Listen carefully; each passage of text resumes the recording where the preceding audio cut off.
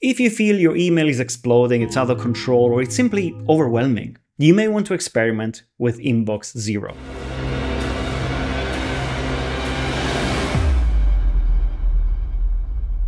But first of all, what exactly is Inbox Zero? Well, it is a productivity approach that aims to keep your email inbox empty or nearly empty at all times. If you think about it, your email should be just a communication channel. But it's more often treated as an open to-do list that everybody can add things to. Getting to Inbox Zero involves mainly three things. Number one, protect your inbox. We are working to remove clutter from your inbox, but if there is a lot of stuff coming in, then your work is wasted.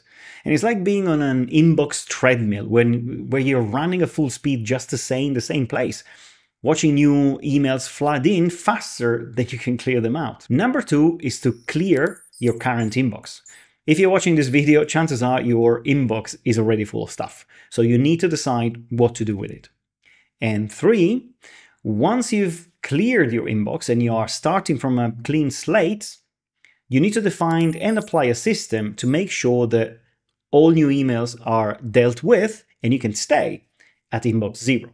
So let's examine these three one by one. First, protect your inbox. The aim of this step is very clear. It's to prevent low-value emails from entering. You want only a few relevant emails to ever land in your inbox. And you may think that it's easy to deal with the relevant emails just by quickly scanning your inbox and going delete, delete, delete. But the reality is that each one of these little actions will distract you and will prevent you from focusing on what really matters. The main culprit here are newsletters. Of course, not all newsletters are bad. In fact, they can be split in three groups: the ones that you always read, the ones that you never read, and the ones in between. For the ones you read, of course, there is nothing to do in this step and you can move forward. But for the ones you never read, there is only one thing that you have to do, and that is to unsubscribe ruthlessly. Apple Mail has a one-click unsubscribe button on some emails, not all of them, unfortunately, so click that when you can. Otherwise, just locate the unsubscribe link on each newsletter, which is usually something buried or hidden in the footer of the email, and click on that to unsubscribe. But third, the last category is made of newsletters that you don't often read, but may be valuable at some point, so you don't want to unsubscribe. For example, I keep receiving these emails from a publishing company that offers me discounts if I decide to print a photo book, which is something that I'd like to do at some point, but I never manage to find time to go around to it. So I usually just delete these emails, but I may need those discounts in the future, so I choose not to unsubscribe in order not to lose them. In these cases, the best thing to do is to create a folder for these types of newsletters. In Apple Mail, right-click on your inbox and choose to create a new folder. You give it a name and you click OK.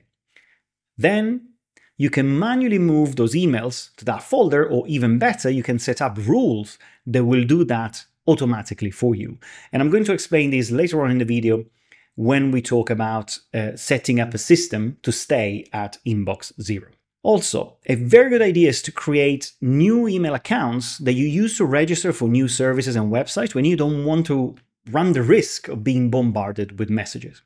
And last but not least, avoid conversations via email. They just clutter your inbox. So instead of going back and forth with someone over email, just pick up the phone and solve the issue by talking. And then maybe send a recap email if needed. So let's move on to the second step, which is around clearing your current inbox. Once you've limited the number of emails coming in, it is time to declutter your current inbox. And as I said, if you're watching this video, chances are your inbox is already a disorganized mess. So I'll give you a radical suggestion. Instead of processing existing emails one by one, select all emails, all of them, and archive them. All of them. They will be moved to the archive folder and will still be available to you if you need them, so don't worry. But this thing will free up the inbox visually, and it will feel like a massive step forward. You will be able to circle back and deal with those emails once you've set up your new system with the suggestions that I'm going to give you. So let's move to that. This is the most difficult part. as your inbox will quickly grow back to its previous size if you don't have an effective system to keep it under control. So I suggest you use a minimalist system, one folder for the archive and one inbox.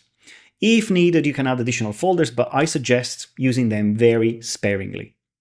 As part of this system, you should, number one, set some email check-in times. I suggest you check your emails just a couple of times a day. And once you do that, once you're done, you quit your email app and don't check again until the next session. Number two, I also recommend removing any automatic categorization of your emails so that you control what goes where. On your iPhone, you can click on the three dots in the top right corner and choose List View. Number three, very important, turn off notifications. They are a big source of distraction. On your iPhone, you can go to Settings, Apps, Mail, Notifications, and then disable them. Number four, auto move to specific folders. Let's say I want to move this email automatically to my newsletter folder. So I can select the email, press Command comma to open my preferences, go to Rules, New, and as you can see, the sender email is already here. I can then choose to move these emails from this sender to my newsletter folder and click OK and then choose Apply. And as you can see, the email from that sender has been moved immediately to the newsletter folder. And this will happen now every time you get that newsletter. You can then add more senders to the same rule. Select another email, press Command comma, Rules, Edit, and click on the plus sign to add the new sender. And you will see that the new sender is already there. So click OK and then apply the new rules. The last but most important thing for your system is to commit to the touch it once principle, which means that from now on, when you open an email, you will make a single decision about it immediately. But what are these decisions? So here is the Zero framework. The Zero framework. The next time you open your inbox at your scheduled time, you will find a list of emails that have arrived in the meantime. Here you can go through them one by one, applying the Zero framework: zap, execute, redirect, or organize. And it works like this. You check the email and do one of the following things.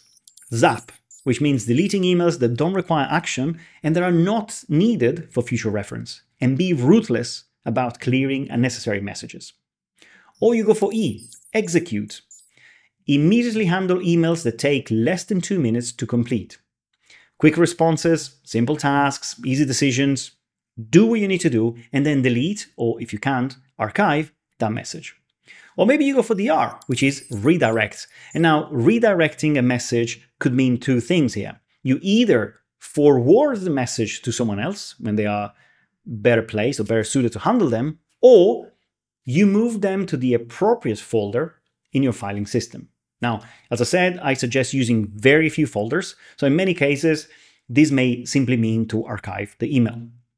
Or you go for the O, organize. And this applies to all the emails that you cannot zap, execute immediately, or redirect. It basically means that you need to work on them. So schedule some time on your calendar or add them to your task list with some clear next steps. And this is really easy in Apple Mail because you can drag directly from your inbox to reminders, and that will create a task, or to your calendar, and that will create an event that you can further edit, or even to Apple Notes, which is what I normally do as part of my priority portal. The great thing is that a link back to the original message will be created, so you can now archive it, and if you need to access it, you can simply click on that link, and the email will be reopened in a separate window for you to work on it further. Then you repeat the process for all the other emails in your inbox. And once you've processed all the emails and you've achieved inbox zero, you can close the app and start working on whatever you placed on your calendar or task list.